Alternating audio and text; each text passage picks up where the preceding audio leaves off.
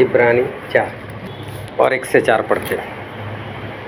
इसलिए जबकि उसके विश्राम में प्रवेश करने की प्रतिज्ञा अब तक है, तो हमें डरना चाहिए ऐसा न हो कि तुम में से कोई जन उससे रहित जान पड़े, क्योंकि हमें उन्हीं की न्याय सुसमाचार सुनाया गया है, पर सुने हुए वचन से उन्हें कुछ लाभ न हुआ, क्योंकि सुनने वालों के मन में विश्वास के साथ नहीं बैठा।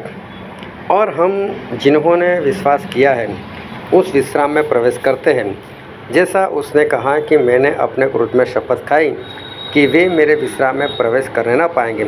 यद्यपि जगत की उत्पत्ति के समय से उसके काम पूरे हो चुके। चलो 1 से 3। अभी देखो, ये परमेश्वर का वचन है और परमेश्वर हमसे बातचीत करते हैं और परमेश्वर की बातचीत हम पूरा ध्यान लगाकर सुनते हैं। यहाँ पर जो वचन हमने पढ़ा इब्रानी उसका 4 अध्याय 1 से 3, और देखो यहाँ पर तीसरे वचन में ऐसा लिखा है, और हम जिन्होंने विश्वास किया है उस विश्राम में प्रवेश करते हैं, जैसा उसने कहा कि मैंने अपने क्रोध में शपथ खाई कि वे मेरे विश्राम में प्रवेश करने न पाएंगे। और फिर आखिरी लाइन, यद्यपि जगत की उत्पत्ति के समय से उसके मतलब परमेश्वर के काम पूरे हो चुके थे। मतलब कि परमेश्वर जो काम करना चाहते थे वो काम पूरे हो चुके थे। मतलब परमेश्वर शुरू से लेकर अंत तक जो भी काम करना चाहते हैं वो अपनी ओर से पूरे हो चुके हैं। अभी अपनी ओर से पूरे हो चुके हैं, मतलब परमेश्वर का वचन हमको कहना क्या चाहता है। समझ लो कि जब हालोल में मेरा घर बन रहा था, तो जब घर बन रहा था तो जो बनाने वाला था उसके पास मैं मिला उसको। फिर पहले तो मैंने नाप बताया कि इतना इतना नाप हमको करना है, इतना बड़ा बनाना है और 1 मंजिल ऊपर भी लेनी है, मैं 2 बार छत भरने को आएगा। फिर रेट सब तय हुआ। फिर मैंने उसको पूछा कि भाई साहब कितना वक्त लगेगा। बोले 1 छत डालने में 1 महीना, 2 छत डालने में 2 महीना, हाँ, और 1 महीना और लगा दो इलेक्ट्रिक प्लम्बिंग उस सब का काम करने में 3 महीने लगाओ, 3 महीने में आपका घर कंप्लीट हो जाएगा। अभी उसने 3 महीने मांगे मुझसे। मैंने अपने मन में सोचा 4 महीने कि चलो 4 महीने में मेरा घर बन जाएगा। तो मैं लोगों को बताता था कि जब किसी से बात होती है तो मैं बोलता 4 महीने के बाद मेरा घर बन गया होगा, 4 महीने के बाद मैं अपने घर में रहने के लिए जाऊंगा, 4 महीने के बाद मैं अपने घर में रहने के लिए जाऊंगा। जबकि अभी ज़मीन है, अभी कुछ काम नहीं शुरू हुआ, तो मेरे दिमाग से कैसा था कि 4 महीने में मेरा काम ख़त्म। सही में हुआ नहीं, लेकिन जिस तरह से मैं चाहता था, जिस तरह से मेरा प्लान था, मेरी योजना थी, तो 4 महीने में मेरा काम पूरा होने वाला था। और ऐसा ही हुआ कि जुलाई 23 तारीख को काम शुरू हुआ और जुलाई, अगस्त, सितंबर, अक्टूबर और अक्टूबर 25 तारीख को मैं रहने के लिए गया। हाँ, अक्टूबर 25 को मैं रहने के लिए, मतलब मैंने जितना बोला उतना ही हुआ, 4 महीने बस। हाँ, और बीच में संडे आता था, इसलिए 2 दिन मैं रुक गया और 2 दिन रुकने के बाद सोमवार को मैंने यहाँ बड़ौदा से वहाँ पर ट्रांसफ़र कर दी। अभी देखो, मैंने जब बोला कि 4 महीने के बाद मेरा घर होगा, मैं रहने के लिए जाऊँगा, लेकिन क्या उस वक्त मेरे काम पूरे हो चुके थे? मेरे काम पूरे नहीं थे।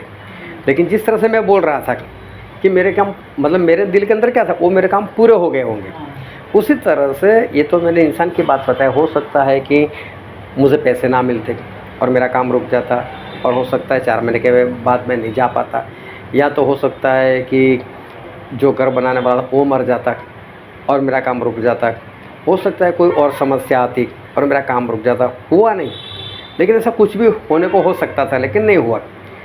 तो इंसान का काम तो रुक भी सकता है, कुछ समस्या आ जाए, पैसों की समस्या आ जाए, कोई भी समस्या तो रुक भी सकता है। लेकिन परमेश्वर जब अपनी ओर से कुछ करना चाहे तो परमेश्वर का काम कभी नहीं रुकता। इसलिए क्या लिखा है कि जगत की उत्पत्ति से शुरू से ही परमेश्वर के काम तो पूरे हो चुके थे। मतलब उन्होंने जो तय किया ना, तो उनके काम तो पूरे हो चुके। तो पूरा हो चुका मतलब काम अभी पूरा नहीं हुआ, काम तो अभी भी चल रहा है उनका भी। लेकिन उन्होंने जो वक्त पर जो ठहरा है उसी वक्त पर उनका काम हो जाएगा। अभी देखो एक वचन पढ़ते हैं रोमिया उसका 5वां अध्याय और वचन 6। अभी देखो यहाँ पर ऐसा लिखा है, क्योंकि जब हम निर्बल ही थे तो मसीह ठीक समय पर भक्तिहीनों के लिए मरा। कैसा लिखा है? ठीक समय पर, मतलब जो समय सही था उसी वक्त पर प्रभु यीशु मरे।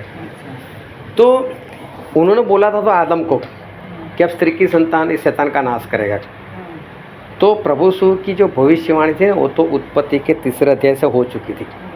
फिर यशायाह नबी ने प्रभु यीशु के आने से 700 साल पहले लिख दिया था कि प्रभु यीशु आएंगे और मर जाएंगे हमारे लिए। यिर्मयाह ने लिखा, बहुत लोगों ने प्रभु यीशु के बारे में लिखा, लेकिन उसका जो वक्त आना था वो बाकी था। और जिस वक्त परमेश्वर ने अपने मन में ठहराया कि ये काम मैं इस दिन करूँगा, उसी वक्त प्रभु यीशु आए इस धरती पर, उसी वक्त आए। और उसी वक्त जब उनको जिस दिन जान देनी थी उसी वक्त उन्होंने जान दी। अभी देखो प्रभु यीशु ने जब ये इस संसार की रचना की तो मालूम है अंधेरा था सभी जगह पर, और परमेश्वर ने ऐसा बोला कि प्रकाश हो और प्रकाश हो गया। जबकि सूरज नहीं बना था, सूरज चौथे दिन बना, लेकिन परमेश्वर ने क्या बोला? प्रकाश हो, और प्रकाश हो गया। अभी हमको बाहर मालूम है कि धूप आती है तो जो सूरज है ना वहाँ से धूप आती है, या ये जो प्रकाश आता है ना वहाँ से आ रहा है। लेकिन जब सूरज ही नहीं है और फिर भी प्रकाश है, कहाँ से आया हो? कौन समझेगा कि प्रकाश है क्या, कहाँ से आया? लेकिन फिर भी पहला दिन भी हुआ, रात भी हुई, तो रात में प्रकाश कहाँ चला गया मालूम नहीं। दूसरा भी दिन हुआ, फिर से प्रकाश आया जबकि सूरज नहीं था। फिर दूसरे दिन भी रात आई तो प्रकाश कहाँ चला गया मालूम नहीं। तीसरे दिन भी वापस ऐसा हुआ, तीसरे दिन भी प्रकाश आया, लेकिन कहाँ से आया कहाँ पर गया कुछ पता नहीं। 3 दिन लगातार ऐसा होता। चौथा दिन जब आ गया तब परमेश्वर सूरज को बनाया। अभी सूरज को बनाने से इतना पता चला कि हाँ ये प्रकाश इसका है, लेकिन पहले 3 दिन कौन सा प्रकाश था किसको पता नहीं चला। और एक वचन पढ़ते हम भजन संहिता उसका 84 उसका 11वां वचन, क्योंकि यहोवा परमेश्वर सूर्य और ढाल है, यहोवा अनुग्रह करेगा और महिमा देगा, और जो लोग खरी चाल चलते हैं उनसे वह कोई अच्छा पदार्थ रख न छोड़ेगा। यहाँ पर क्या लिखा है? यहोवा परमेश्वर सूर्य है, और सूरज कौन है? परमेश्वर खुद है। चौथे दिन ये सूरज बना, 3 दिन तक सूरज नहीं था, और हाँ चौथे दिन बनाया। अभी बाइबल में क्या लिखा है? दूसरा पत्रस 3:8 में कि इस संसार के 1000 साल तो हमारे परमेश्वर का एक दिन है ना, यहाँ के 1000 साल परमेश्वर का एक दिन। अभी आदम से लेकर प्रभु यीशु आए तब तक 4000 साल बीत चुके थे, मतलब 4 दिन, और तभी प्रभु यीशु का आना यहाँ पर हुआ चौथे दिन ही। तो सूरज भी कौन से दिन बना? चौथे दिन।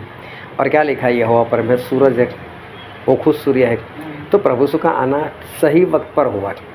जिस वक्त सूरज बना ना उसी वक्त प्रभु यीशु आए, मतलब वही सूरज है तो उसी वक्त वो आए। फिर जिस वक्त उनको मरना था, अभी यशायाह भविष्यवक्ता ने प्रभु यीशु के मौत के बारे में बात की यशायाह 53 में, लेकिन सबसे पहले प्रभु यीशु कैसे मरेंगे उसकी बात की थी मूसा ने, निर्गमन उसका 12वां अध्याय। तो बोला कि ये जो महीना तुम्हारा चल रहा है ना, वो महीना अभी से कैलेंडर में पहला महीना होने पाएगा, मतलब उस वक्त 7वां महीना चल रहा था। तो परमेश्वर ने बोला अभी ये 7वां महीना वही पहला, अभी उल्ट पहले से गिनती शुरू करो, चलो आज से पहला महीना। बोले इस महीने के 10वें दिन तुम मेमना खरीदना, और उसको 14वें दिन शाम को उसको काटना। फिर बोले कि जब आप उसको काटो तो उसका जो लहू है ना वो दरवाजे के दोनों चौखट के ऊपर और उसके ऊपर वाली साइड पर उसको लगाना। फिर ऐसा बोला कि उसका जो मांस है उसको मुंडी के साथ, उसके पाया, अंतड़ी सब कुछ खाना है वो, और उसमें से कुछ भी वेस्ट नहीं करना है, सब कुछ खाना है। फिर दूसरा बोला पानी में उबाल कर मत खाना, कच्चा भी मत खाना, अच्छे से आग में भूंज कर मसाला वगैरह डालकर फ्राई कर कर सेक कर अच्छे से उसको खाना, टेस्टी बनाकर। लेकिन उसके साथ कड़वी भाजी बनाना, कड़वी भाजी बना के उसके साथ उसको खाना। और फिर बोले कि वो जल्दी जल्दी खा लेना, जब भी वो उसको खाने के लिए बैठो तो बोले पैरों में जूते पहनकर, एक हाथ में लकड़ी रखकर जल्दी जल्दी खा लेना, क्योंकि वो तुम्हारे छुटकारे की रात है। और कभी न कभी उस रात में फिर बोल देगा कि यहाँ से जाओ, और उस वक्त आपको निकल जाना है। सुबह तक उस मेमने में से थोड़ा भी बाकी ना रहने पाएगा। अभी आपके घर में 2 लोग हैं, 4 लोग, अगर एक मेमना नहीं खा सकता तो बोलो पड़ोस वालों को बुला लो, 2 परिवार मिलकर खाओ, लेकिन मेमना ख़त्म हो ही जाना चाहिए। मेमना मतलब प्रभु यीशु। तो प्रभु यीशु की कुर्बानी के बिना शैतान मतलब फिरौन वो इज़राइल लोगों को नहीं छोड़ने वाला था। और प्रभु यीशु मतलब मेमना। तो प्रभु यीशु के बारे में ऐसा लिखा है, एक वचन हम पढ़ते हैं और वो है प्रकाशित वाक्य उसका 19वां अध्याय 19 का 13। और वह मतलब प्रभु यीशु के बारे में लिखा, और वह लहू से छिड़का हुआ वस्त्र पहने हैं और उसका नाम परमेश्वर का वचन है। ये प्रभु यीशु के बारे में, प्रभु यीशु का नाम क्या है? परमेश्वर का वचन। फिर यूहन्ना में ऐसा लिखा है, यूहन्ना उसका 1 अध्याय और 1 वचन, आदि में वचन था और वचन परमेश्वर के साथ था और वचन परमेश्वर था। देखो वचन के बारे में लिखा, आदि में वचन था मतलब सबसे पहले वचन था। और वचन कहाँ था? तो बोलो परमेश्वर के साथ था। और वचन कौन? तो बोलो वचन भी परमेश्वर था। मैं प्रभु यीशु के बारे में बात की, तो प्रभु यीशु वचन है, परमेश्वर का वचन मतलब प्रभु यीशु। और मेमना मतलब भी प्रभु यीशु। उस मेमने को खाना है मतलब परमेश्वर के वचन को खाना है। और परमेश्वर का वचन मतलब ये बाइबल। इसको हमें क्या करना है? खाना है, सुनना नहीं है, पढ़ना नहीं है, समझना नहीं, इसको खाना है। जब आप कोई भी चीज़ खाते हो, समझ लो चाय अगर पीते हो तो पीने के बाद पता चलती है मीठी या फीकी है।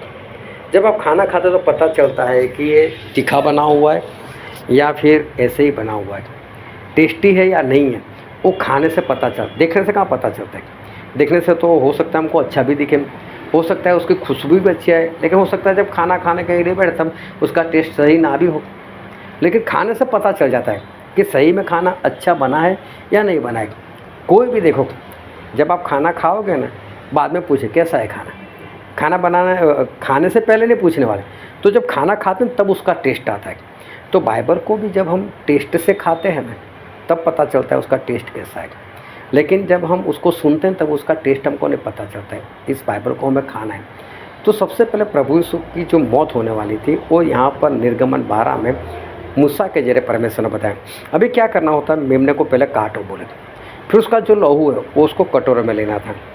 फिर कटोरों में लेने के बाद उसको एक कपड़ा आता था, उसको जुफा बोलते हैं, उसमें उसको भिगोकर वो जुफा से दरवाजे के दोनों बाजू और ऊपर की बाजू लगाना होता था। अभी देखना मेरा हाथ, अभी मैंने वो लहू लिया ऐसा, अभी मैंने समझो ऐसा लहू लिया, मैंने इधर लगाया लहू, फिर मैंने इधर भी लगाया, फिर मैंने ऊपर भी लगाया। अब मेरा हाथों में ऐसा करके नहीं चलने वाला, हाथ तो नहीं चलाऊँगा ऐसे, तो क्रूस बनता है। इधर लहू लगाया, इधर लहू लगाया, अभी ऊपर लगाया, हाथ नीचे आया, बना क्रूस। तो प्रभु से किस तरह से वो मेमना कैसे मरने वाला है वो प्रभु से मूसा ने सबसे पहले बताया था कि प्रभु से क्रूस पर मरेंगे। फिर प्रभु ने बोला इसको जल्दी जल्दी खा लेना। बोले फसह का पर्व है, इसको नाम दिया गया, ये फसह का पर्व है। अब ये पर्व हर साल ये लोग को मनाते थे, हर साल पहले महीने की 14वीं तारीख को। आज भी जो यहोवा विटनेस वाले हैं, जो यहोवा के साक्षी बोलते हैं, वो आज भी जो प्रभु बोल लेते हैं ना, वो पहले महीने की 14 तारीख को, मतलब उत्तरायण होता है ना, तभी वो लोग लेते हैं। हाँ, लेकिन फसह का पर्व और प्रभु वो 2 अलग अलग है। लेकिन क्या बोला था? 10वें दिन तुमको मेमना खरीदना है। तो 10वें दिन सुबह भी खरीद सकते हो, दोपहर को भी खरीद, शाम को भी खरीद सकते हो। लेकिन 10वें दिन खरीदना है तो 10वां दिन तो निकाल दो, हो सकता है किसी ने शाम को ही खरीदा। फिर उसको बोले 14वें दिन शाम को काटना। तो 11वां दिन, 12वां दिन, 13वां दिन, 14वां दिन, 4 दिन। परमेश्वर के 4 दिन मतलब हमारे 4000 साल। तो प्रभु यीशु को मरने के लिए परमेश्वर ने पहले दिन छोड़ कर रखा था। मरे कब? 4000 साल ख़त्म होने को आया, तभी चौथे दिन मरना था। सही वक्त था, एक सही वक्त, उसी वक्त उनको मरना था। अभी क्या हुआ कि उस वक्त भी फसह का पर्व मनाना था। तो फसह का पर्व समझो आज है, तो प्रभु से उसके पहले वाले दिन चेलों को बोल दिया हमको आज फसह मनाना है। चले भी सोच में फसह तो कल है, ये आज क्यों बोल रहे? चलो तैयारी करो, आज ही मनाना है। और ये लोग रात में बैठे फसक का पर्व मनाने के लिए, जबकि वो फसक का पर्व जो है वो शाम को मनाया जाता है 4 बजे के करीब। और प्रभु यीशु ने रात को मनाने के लिए बैठे, खाने के लिए, और खाने के लिए बैठे, और खाते खाते अचानक से खड़े हो गए और रोटी लेकर बोले, ये मेरा मांस है, मेरा शरीर, इसको खाओ, इनमें से खाओ। फिर दाखरस ले लिया, बोले ये मेरा पवित्र लहू है, इनमें से पियो। लेकिन वो फसक का पर्व प्रभु यीशु ने अगले दिन मना लिया। अभी दूसरे दिन 4 बजे लोग फसक का पर्व मनाने वाले थे, लोग उसको काटने वाले थे। अभी तभी क्या हुआ मालूम है कि यीशु मसीह अगली वाली रात उनको पकड़वा दिया गया। प्रभु सो भी अंदर उनको कोड़े बरसाइए, दूसरे दिन सब उनके ऊपर केस चला, फिर उनको क्रूस के ऊपर मार दिया गया। तो जब प्रभु यीशु को क्रूस पर लटका दिया गया था तब 12 बजे थे और 3 घंटे तक अंधेरा हो गया और 3 बज गए। और जैसे ही 3 बजे तब प्रभु यीशु जोरों से चिल्लाए, एलो एलो लमा शबक्तनी, और अपना प्राण छोड़ दिया। अभी वो मर गए। कितने बजे? 3 बजे मर गए। तो 4 बजे इनको फसक का मेमना काटना था, और फसक का मेमना कौन था? प्रभु यीशु। सही वक्त पर कटे, सही वक्त पर मर गए। चीज़ 3 फसक का पर्व मनाना था, उसी दिन वो मर गए। अभी मेरी बलि, अब वो वाले मेमने को काटने की ज़रूरत नहीं। मैं 1 घंटा पहले आपके लिए मर रहा हूँ। क्यों? अगर 4 बजे के बाद वो मरने के लिए जाते हैं ना, तो उससे पहले तो लोगों ने मेमना काट लिया होता। चलो तो बाद में भी काटा होगा। लेकिन प्रभु यीशु ये एक सिखा कर जा रहे थे कि मैं मर रहा हूँ तुम्हारे लिए, अभी मेमने को मत काटो, मैंने तुम्हारे जान दे दी, मैं अपना लहू लेकर जा रहा हूँ ऊपर, अभी तुमको मेमने की लहू की ज़रूरत नहीं है। वो परमेश्वर कहना चाहते हैं। इसलिए वो पर्दा ऊपर से नीचे फट गया कि अभी याजक लोगों की ज़रूरत है, अब मेमना काटना ही नहीं है, तो याजक की ज़रूरत क्या है? अभी डायरेक्ट मेरे पास आओ, अब मेरा लहू है, अब मेमने के लहू से कुछ नहीं होने वाला, मेरे लहू से। तो कहने का मतलब ये सारी योजनाएं परमेश्वर ने जिस दिन आदम ने पाप किया ना, उसी दिन ये योजना बना कर रखी थी। जैसे ही पाप किया तो परमेश्वर को पता चल गया अभी दुनिया सीधी नहीं चलने वाली, पाप आ गया, अभी सभी में फैलने वाला है, तो मुझे कुछ करना पड़ेगा। तो उन्होंने जो योजना बनाई उसी दिन से, इसलिए इब्रानी में हमने जो पढ़ा ना, इब्रानी 4 का 3, क्यों बोले सब काम उनके खत्म हो चुके थे। तो सही में खत्म नहीं हुए, अभी भी खत्म नहीं, अभी भी प्रभु का काम बाकी है। लेकिन उनकी जो योजना है वो योजना पूर्ण है, जैसे तैयार, ये तारीख को मैंने ये करना है, ये महीने को मैंने ये करना है। अभी हमको नहीं मालूम कि वो दूसरी बार कब आने वाले। उनके पास डेट फिक्स है, इसी दिन इसी टाइम पर मुझे जाना है, उनके पास तो डेट फिक्स है। इसी दिन मुझे 1000 साल का राज मैंने शुरू करना है, इसी दिन मैंने 1000 साल का राज पूरा करना है, इसी दिन मुझे शैतान को आगे की झील में डालना है। सब कुछ उनके पास तय है, उनके सारे काम पूरे हो चुके हैं। तो जब इब्रानी की पत्र लिखते हैं तो परमेश्वर हमको ये कहना चाहते उनके सारे काम पूरे हो चुके हैं। कैसे? सही वक्त पर। तो हमें भी कैसा करना है? सही वक्त पर हमारा काम करना है। जब हम उस परमेश्वर को मानते हैं जो सही वक्त पर अपना काम करते हैं, तो हमें भी अपना काम कब करना चाहिए? सही वक्त पर करना चाहिए। अगर हम सही वक्त पर काम नहीं करेंगे तो कोई फ़ायदा नहीं। हमें हमारा काम सही वक्त पर करना है, क्योंकि जिस परमेश्वर को हम मानते हैं वो सही वक्त पर काम करते हैं। अभी शैतान क्या करता है? उस सही वक्त से पहले वो रोकने का प्रयत्न करता है, लेकिन वो ज़बरदस्ती कभी नहीं आता। वो किसी का हाथ पकड़ कर किसी को रोकता नहीं, चल बैठ यहाँ, नहीं जाना है तुझे।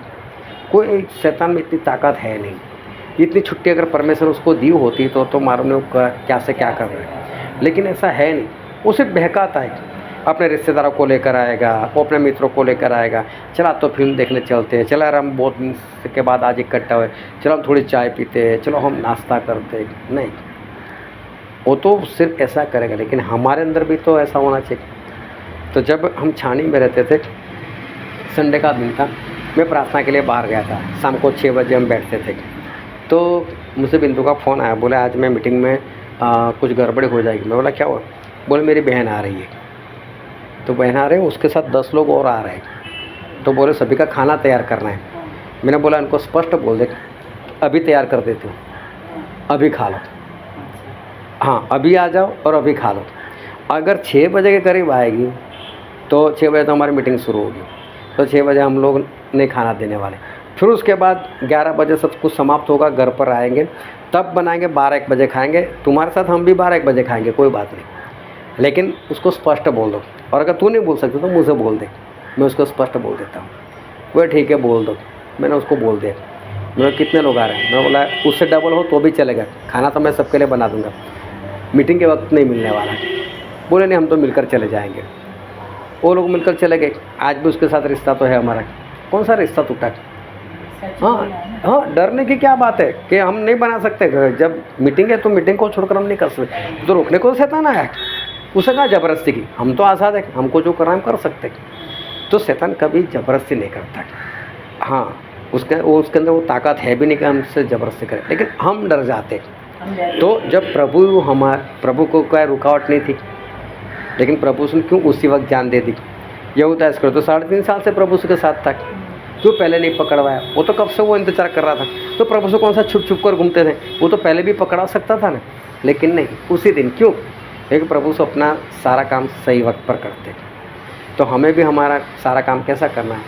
सही वक्त पर करना है। जो काम जिस दिन करना है उसी वक्त करना है। तो रुकावट हमारे जीवन में कुछ नहीं है। शैतान के पास कोई ऐसी ताकत नहीं। शैतान कुछ भी नहीं है, वो कमज़ोर है, समझो, वो मूर्ख है, वो कुछ नहीं कर सकता। बस हमें जो करना है वो हम हमारे परमेश्वर की सहायता से हम सब कुछ कर सकते हैं। तो परमेश्वर कैसा लिख देते? एडवांस में पूरे विश्वास के साथ लिख देते, मेरे सारे काम खत्म हो गए, जबकि हुए नहीं। लेकिन विश्वास कितना है? उसी दिन मेरा काम खत्म होगा। तो हमारे साथ विश्वास क्यों नहीं कि मेरा काम भी उसी दिन खत्म होगा? बस मुझे इस दिन मीटिंग में जाना है, मुझे इतने बजे जाना है, तो मैं इतने बजे पहुंचने ही वाला हूँ। हम क्यों विश्वास से ना बोले? अभी क्लीरा बहन के वहाँ मीटिंग थी मंगलवार को, तो उसी दिन ये गणपति का भी प्रोग्राम था। तो मैंने बिंदु को बोला हम जल्दी निकल चलते, 6 बजे निकल चलते। और मैंने बोला इस रास्ते से प्रयत्न करेंगे, देखते इस रास्ता अगर क्लियर दिखाई दिया ठीक, नहीं तो हाईवे से घूमकर जाएंगे। नहीं वो हाँ, वहाँ पर नहीं, वो एक आर्मी मैन था, उसके वहाँ थी मीटिंग।